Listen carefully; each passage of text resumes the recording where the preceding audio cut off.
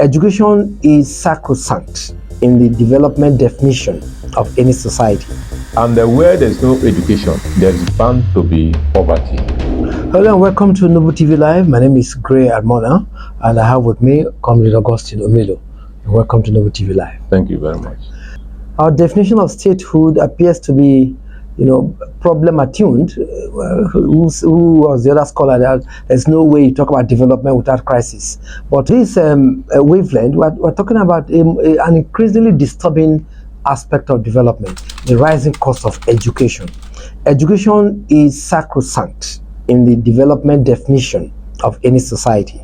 There's no way you talk about growth, development, and harnessing of the resources of the state without touching that pivotal aspect of change and development, education. So, Comrade Augustine Omilo, it's like, can we say it's a federal thing or regional thing, but education, primary, secondary, tertiary, the burden appears to be increasing. Yeah. And usually the economically deprived, suffer much for this kind of, regression. Yeah.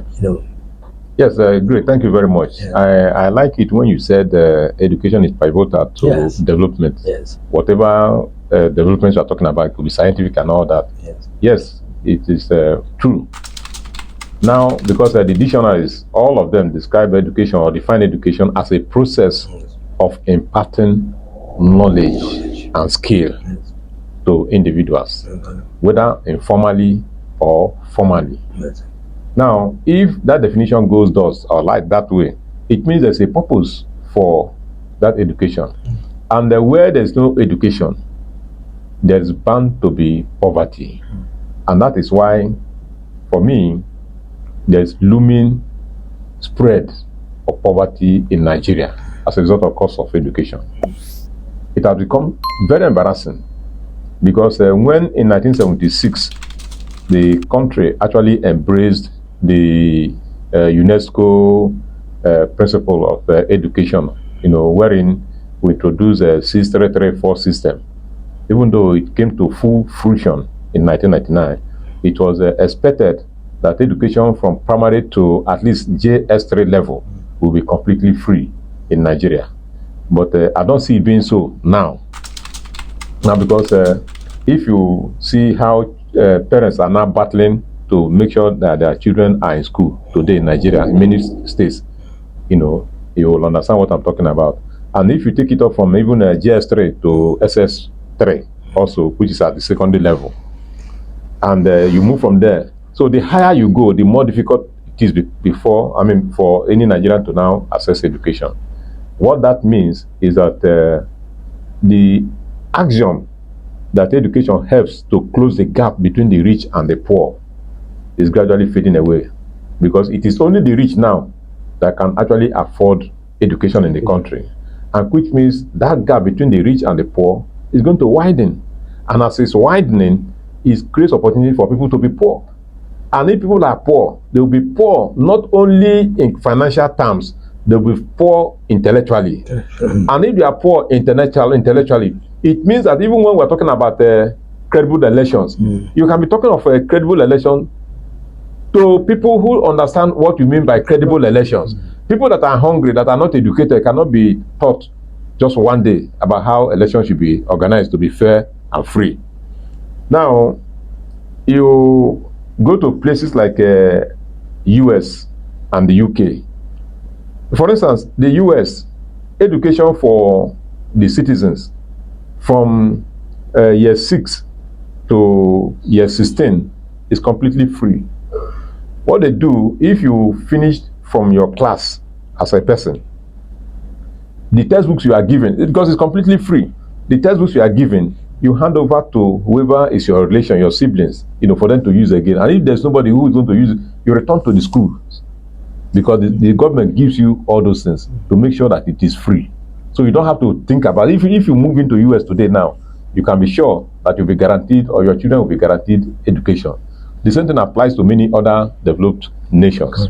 And now, if you look at the most developed countries of the world, let us even take the 10 of them, for example. US, China, and Germany. They have very high population. They also have very high educational standard.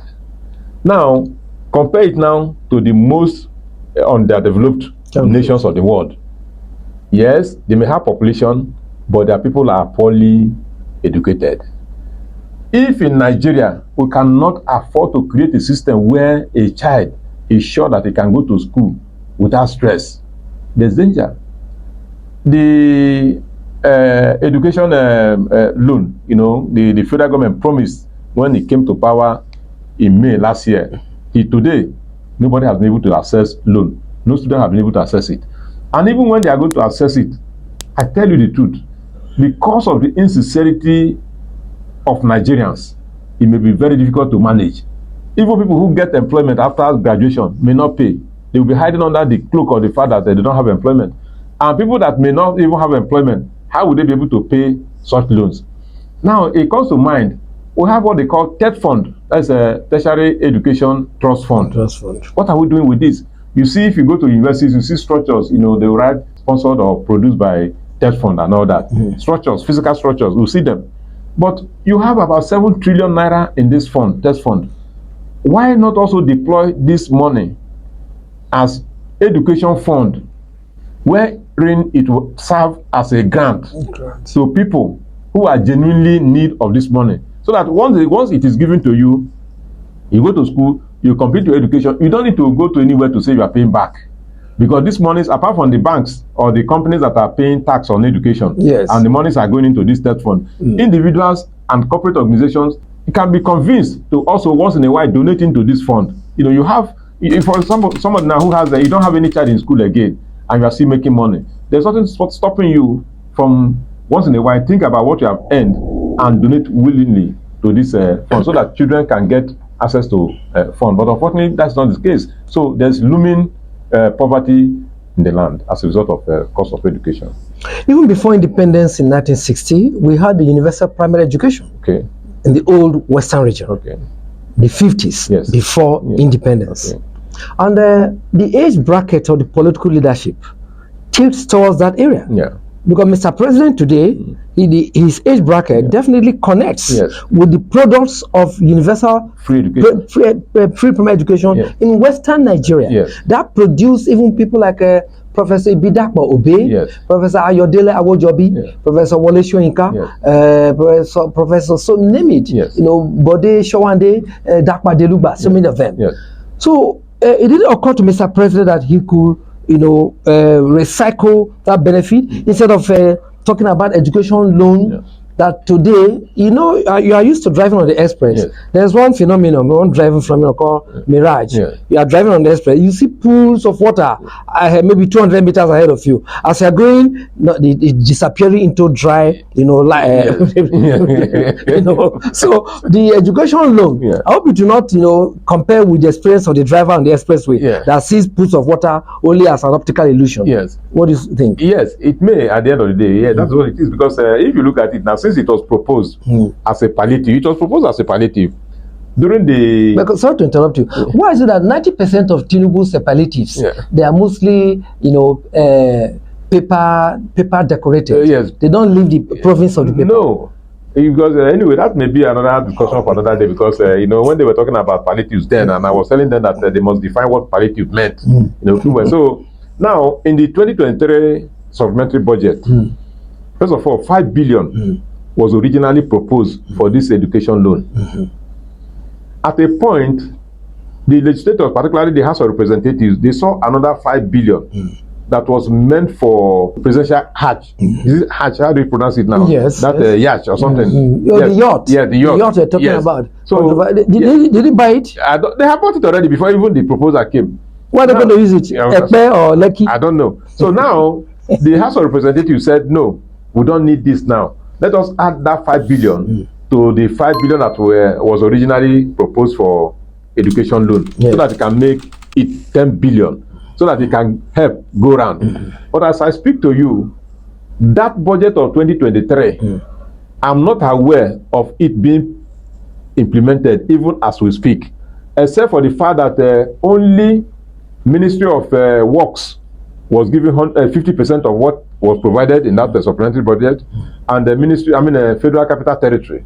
Apart from these two ministries, I'm not aware of any other thing, because the 35,000 naira award that was supposed to be one of the things that was provided for in that budget has not been implemented in for all the months except for September and October. In some places, they say they have got it for September to January, but in many places, they have not had it. So for me, the education loan may be dead on arrival, not because it is not good, but because the implementation is going to be very, very, very, very difficult. So what is the way out of education that appears to be vanishing from, the space of the downtrodden? Yes, the way forward is for us to make education very interesting in the first place. Because if you're educated and you don't live an interesting education life, it may not be interesting for anybody to go into education. What do I mean by that? If you're educated and you are poor, you can't be encouraging anybody to go to school. Because if I ask you, okay, why are you educated? Is it for you to be speaking grammar? If you want to pay school fees, go and meet your uncle. If you want to eat food, you go and beg your sister. And you want someone to go to school? The answer is no. So we have to make education interesting. And making it interesting means that you that have gone to school, there must be evidence that school is good. Growing up, if we saw teachers in the villages, you want to be a teacher. If you saw soldiers, you want to be soldiers. If you saw maybe bankers put on their tie, the way they dress, role models. Yes. Now, if these educated people are sidelined in the economic state of affairs, then it will be difficult for anybody to, see the light in education. Now, having introduced interest, now making education very interesting, you now come up with how do we now ensure that everybody goes to school? Now, that is where government comes in now. The fund, yes, it is difficult for people to pay fees because it's very high. Private schools are not helping any matter. No. Therefore, the government must provide fund for people to access and go to school. Okay, so we have reflected on something that simmers with a threat, to the social economy, education. Yes, we're witnessing different travails, different projects, in the entire state structure, or the definition of statehood, are going through stresses and strains. And, Comrade Augustine Emilio saw the view that the education loan, is as good as dead on arrival because of poor managerial climate and the fact that somehow, within our genetic strain, may not actually be reliable at the end of the day. And that the most important thing is to ensure that the resources of the state are harnessed adequately, to ensure that you don't just come out with a degree only for the sake of speaking big grammar, like Dr. Emilio Moreau of the legendary village, Hotel de Jordan, old Midwest Bengal State, but that to actually translate Dr. Emilio Moreau's grammar to ability to access goods and services. Thank you very much for making it to Movie TV Live. Well, thank you for watching, and remember, you share, like, and subscribe, and don't forget to comment and ensure that at the end of the day, your delight is taken care of when the programs are laid bare for your consumption.